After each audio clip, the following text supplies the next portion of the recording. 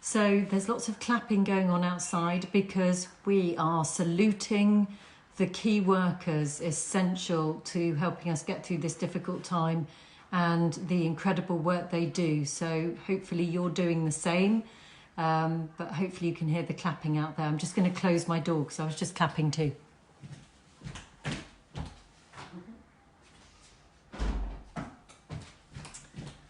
Okay, so the reason I've come on tonight is because I want to talk about a subject really close to my heart, which is how can you still focus on you and take care of you when there is the most incredibly difficult situation going on around us. Now, the reality is that yes, this is a monumental situation and unprecedented, never experienced it before. But actually, there is often stuff going on in our lives that can throw us off track. You know, it could be relationship problems, issues at work, family issues, grief, ailing parents. There's lots of things that we're having to navigate throughout our lives. And is that a reason not to take care of yourself? Well, I would tell you now that it is not a reason not to take care of yourself.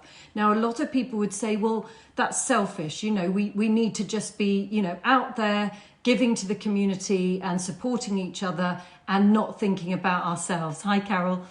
And what I would say to you is it's a bit like the oxygen mask in the plane. If you do not put that oxygen mask on yourself, you will not survive to be able to help others. So my point here is that you have to take care of number one. You have to focus on yourself to then be able to give from a full place, from an authentic place, and with very good, sensible, clear boundaries. So how do we stay on track? And one of the reasons that I wanted to talk about this tonight is because it's really directed a little bit at my clients, because some of you may be feeling uncomfortable about focusing on yourself, having consultations, you know, spending time and energy on yourself, on getting your diet right and getting your life in order. And you may feel that it's completely wrong for you to be doing this in a moment of such huge crisis. And actually, I'd invite you that this is an opportune time, as we're being forced into isolation, to actually take stock of your life and start to consider what you want your life to be like, what things you want to be different around your health and other aspects of your life, and how you can do this. So in this video, I am going to talk about how you can do that and how important it is to still keep your dreams alive, keep your goals alive of wanting to get to. Because as I just said at the beginning, if you don't focus on you, if you don't take care of you, if you don't prioritize you, you are going to get drained, you're going to get burnt out, and then you're going to have to be taken care of by others. Hi, Chris. Hi, Adam. Thank you for the love heart, whoever that is. Send them forward. I love them. So this is the key thing, is that if you do not put yourself first, you're going to get drained, you're going to get burnt out. So how can you take care of yourself? Well, I am going to come to that, as I said, but what I want to just mention about this virus and what is so interesting about the body is that the body is made up of spiritual, emotional, and physical. And I want you to know, and I say this in all of my videos at the moment, that you cannot randomly succumb to a virus. There have to be a certain number of factors in place. And the reason I'm telling you about this is because every client I'm seeing, everybody I'm speaking to is scared. And of course, that's understandable. But what I want you to know is that we do have a role to play. It isn't just a random event. The body is not a random organism. It is a very ordered organism. And in fact, there is a hierarchy of processes that happen within the body in the course of disease and in the course of health. And what is absolutely crucial to understand about a virus is that it is opportunistic. And for it to be opportunistic, it can only grow in a certain soil. And the question is, and your responsibility is, have you created the soil for that growth? And what we understand is that at a cellular level, at a physical level, you have to have a low core temperature, you have to have poor light, you have to have poor oxygen and an acidic pH. And to create those, well, you can create those through stress, you can create those through poor diet, crappy lifestyle, emotional trauma, and a really chronic family history. Having said that about family history, you can get the predispositions to ill health through your family history, through your ancestral toxic load. Doesn't mean you're necessarily going to manifest that. It has to be a combination of different things. Now, when you hear on the news, a 21-year-old has died of this virus, that 21-year-old can't be healthy. There's no way. There has to be a history, and this is what gets missed out in the media, is that what we do as holistic practitioners is we take the full case history. We look at the family history and what's been handed down and what's been passed down. We look at lifestyle, we look at emotional trauma in childhood and also trauma going through our entire lives. We look at lifestyle, we look at environment. Of course, environment affects us. There's no coincidence that Wuhan was the first city to be blanketed in 5G. I'm not saying 5G caused it, but it will have contributed to the stress on the body, the physical stress. So it's not random. So if we are taking responsibility for our health, if we are taking care of all of those areas and putting ourselves number one, we are at a greater possibility of keeping good health and not succumbing to external invaders like viruses. The other point I want to make is that viruses and pathogens, etc., you have to have weak internal boundaries. Now, if we look at the body spiritually, emotionally, and physically, we're looking at boundaries, not just physical boundaries, we're talking about emotional boundaries. So when we are focusing on ourselves and taking care of number one, our boundaries are clear. We know when to say yes, we know when to withdraw, we know when to say no. We know that it is important that we have clear boundaries. And by doing that, and in a very methodical way, in a clear, authentic, genuine way, we are taking care of number one, we are taking care of our physical body and our emotional body. Because when we don't allow ourselves to give away our power, we then don't allow ourselves to get stressed, we keep our energy high, our physical body is going to be healthy, our immune system is going to be stronger, and our cellular membranes going to be healthier, they're going to be stronger, they're going to be able to withstand and avoid and defend the body from external invasion, so to speak. So we really have a responsibility to not just see this as a random thing, and not to see our self-care and prioritizing ourself as a selfish thing, but actually as an essential thing for the benefit not only of ourselves, but for the people that we take care of and our community and so on. So that's sort of super crucial. I had a client this week who really felt bad because she was getting upset about something that had been upsetting her for a very long time, and it is something that she needs to address. And she thought, why am I getting, I shouldn't be allowing myself. There's too much going on out there for me. I shouldn't be letting myself get upset.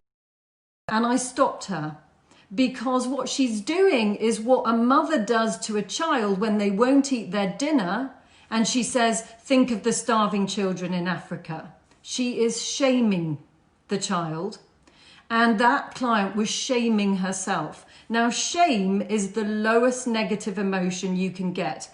It goes deeper than fear, anger, guilt, or any of those other emotions. Shame you can't get much lower. And if you want to know more about that, and if this resonates with you, then I recommend you watch Brené Brown's Shame TEDx video, which she released 8 years ago, and it went viral, and it's incredible. And also her TEDx on vulnerability.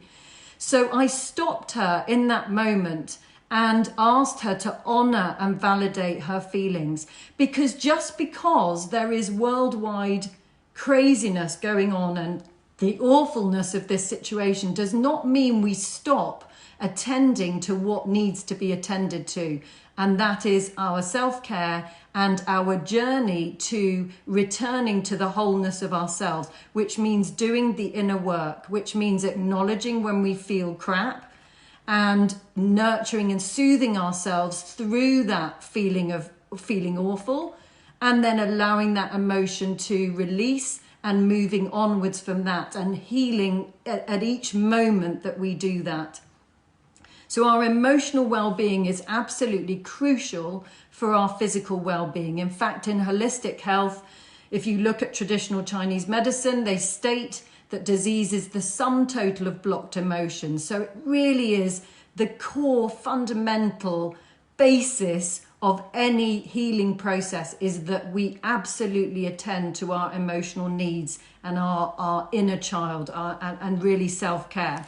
So that was sort of what I wanted to start with. And then what I wanted to do was, once we get over the possibility of feeling guilty about focusing on ourselves at such a terrible time, thanks Chris, is to continue to dream big and to really start to realize that the universe is energy and that we also have control to some extent over our dreams and what we want to happen in our lives. It isn't, again, just this random thing of, waltzing through life and hoping things are going to happen.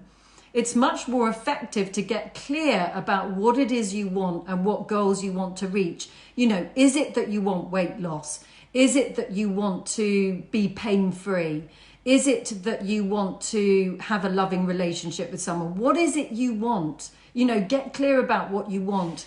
And to any of my clients who might be watching, anybody who's stopped focusing on themselves and attending to their self-care and following a healthy diet and all those kinds of things, I would suggest to you is to start here, which is where I'm going to tell you to do this exercise, which is where I want you to sit and imagine yourself completely free of whatever it is that troubles you. So maybe it's pain, maybe it's free of excess weight, maybe it's chronic tiredness, maybe it's a desire for a loving relationship, whatever it is, better finances, whatever it is. And to imagine yourself already there, and then to allow yourself to picture what that could look like.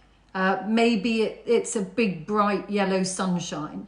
And imagine yourself free of whatever those problems are, and maybe biting the positives in, and then thinking of a few words. So when you think of that bright sunshine, do you feel freer? Do you feel more peaceful? Do you feel happier? What's the emotions that are conjured up? And then allow yourself, and it might not come to you straight away. The image might not come to you straight away. The thoughts and words might not, but just, allow them to come whenever they're ready. They might come in a dream. And then Google an image or create some words and stick them on your fridge and look at them every day. And don't attach to the outcome. So this is really what the kind of gurus say, is that, yes, get clear about what you want, but don't then try to manipulate to try and get there. Don't effort into getting there. Trust that when you've made it clear what you want and how you want your life to be, where you're living, where you're going on holiday, what relationships you have, you can dream as big as you like, and we're told, even quite young, we're told to stop dreaming. And I would encourage you to do the complete opposite and allow yourself to daydream when you have the time at some point, or make some time to daydream and just visualize your better life. And if you want to, visualize a better world and visualize a world without this coronavirus. But this coronavirus has occurred for a reason. And of course, everything is here to teach us something. And I'm sure you've already discovered a few days into this isolation period, a few things that it's teaching you. And they might be feeling pretty negative right now. They might be feeling really positive. Whatever it is, like Rumi says, in his poem, The Guest House, invite it all in. So you've got your image on the fridge, you're looking at it every day, but you're not manipulating, you're not trying to force yourself there. You're stepping back, you're centering yourself, and you're just getting curious. You've got that image has come to you. It represents your beautiful life. It represents your dream life. It represents everything you want in your life. And you're just sitting with it. And then you're getting curious. And in this quiet time of isolation, you're allowing yourself to meditate, to daydream even more. And you're looking around and you're interacting with people and you're watching for signs. And Spirit will give you signs to help you get on your path. And not only is this a spiritual thing, but the research shows that when you get clear about what you want to happen in your life, when you get clear on your goal, your brain is like a GPS map. It actually creates new neural pathways to get you to that destination. That is how incredible an organism our body is. So not only can it be a spiritual dreaming aspect, but there's actual research, physical evidence that the body, that the brain creates these new neural pathways. So it isn't about efforting. If you're starting to feel resistance and sort of like you're pushing upstream to try to get to this goal, you need to let go. You need to step back. You need to relax and you need to trust. And you need to put your trust in God, or if you don't believe in God, trust in Source, or trust in the universe, or trust in something bigger than yourselves. Hopefully you believe in something bigger than yourself.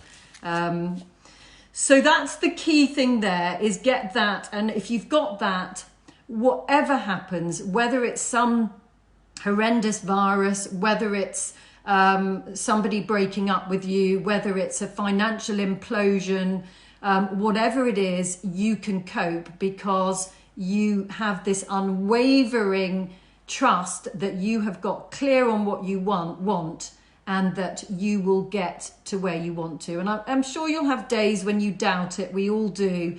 But that's where you need to have that spiritual belief, that faith that you will get from A to B.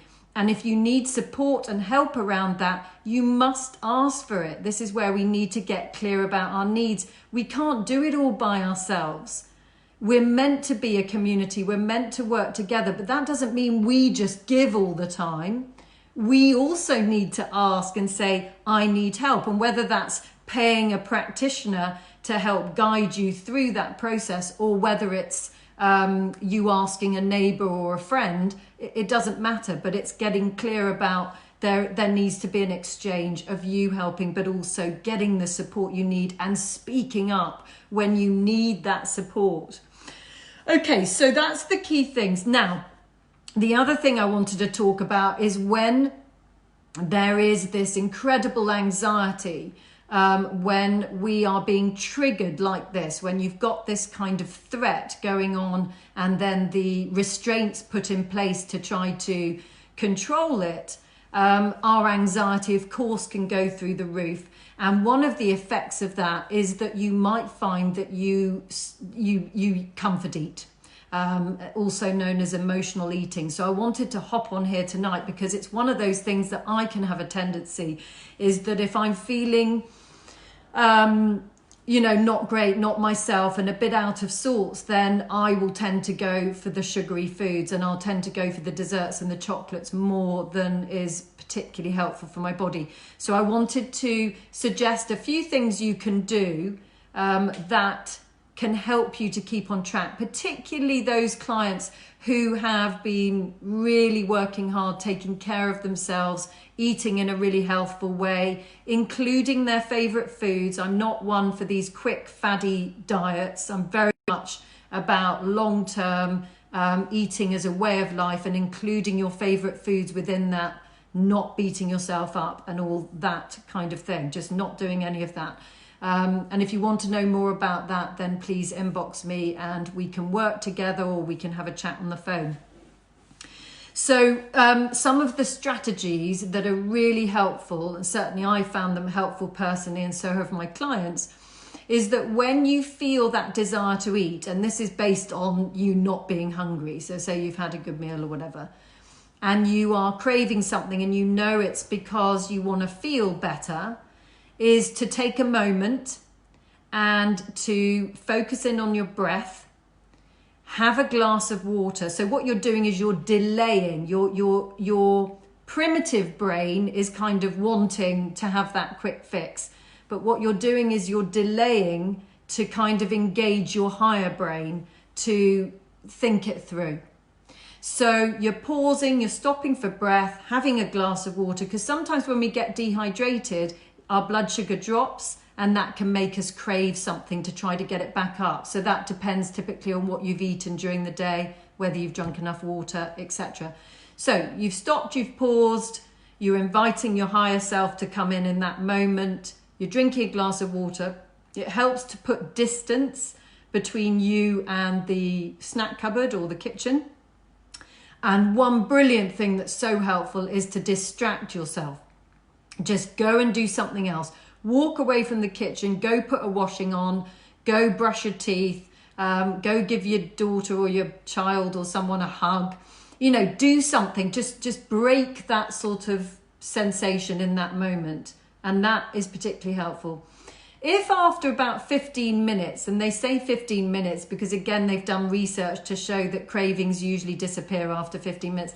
If you still want that food after 15 minutes, then enjoy that food, eat it mindfully, eat it slowly, and just enjoy it. If you've had a day where you have had a lot of foods that aren't that healthy, it's really important that you don't beat yourself up. It's really key that you kind of see where you've slipped up and learn from that and maybe take that into the following day, but none of the self-criticism and the beating up, because that just takes us further into our shame. And you've already heard me talking about shame if you've been watching from the beginning, so you know how toxic shame is. So those are really the key things. I'm just checking my notes to see if there's anything else that is super important that I've left out. But I don't think there is. I think these are the key things. Anybody who's watching, do you have any questions? Do you have any comments you want to make? Any concerns? Anything around what's going on at the moment? How are you coping with what is going on this planet right now? You know, any kinds of comments are welcome, or inbox me afterwards and, you know, schedule a phone call if you want to have a chat. If you like what you're listening to, I send out regular blogs, regular emails every week. My mission is to support mankind to reduce the fear and to reassure you that the body is not just some random object that will easily succumb to something like this virus, that there have to be a number of different factors in place for you to succumb to something like that, that taking care of you is the absolute number one priority and must always be. It is not selfish. And in fact, when you take care of you, you do a much better job of taking care of others. So it's never a selfish thing. It's always a crucial thing. And then you can serve from an authentic, loving place without draining yourself. That is key. I think apart from that, I think I've covered everything. So this is a sort of quite a shortish little jump on tonight. I'm sending you lots of love, support, and encouragement to cope with what's going on. I hope you're getting some positives from it. I hope you're honouring your feelings if you're feeling claustrophobic or upset. And if you need someone to talk to, I am here to help you navigate this particularly unusual, strange time. But like we've been hearing, the canals in Venice are clear. The smog in China has disappeared. So I think planet Earth is getting a little bit of a breathing space. But if you are suffering with anxiety and upset, if you're desperate to feel good and strong and healthy and to reach your goals, then get in touch, because that is my absolute mission, is helping you with all of that. So lots and lots of love to you all, Anybody who's just joined, hi Kirsty, you can watch this back in a few minutes. Oh, that's good. Chris is saying, enjoying the peace and blue skies. I know, it's just stunning, isn't it? And that's one thing that's been so lovely, hasn't it? Even when it really kicked off at the beginning of last week, and suddenly we had 3.5 days of pure sunshine, having had the most turbulent winter of rain and storms. So, you know, we are being shined upon, and I just want to wish you all the very best. Hi, Louise. I'm just signing off now, but like I said, you can watch this from the start.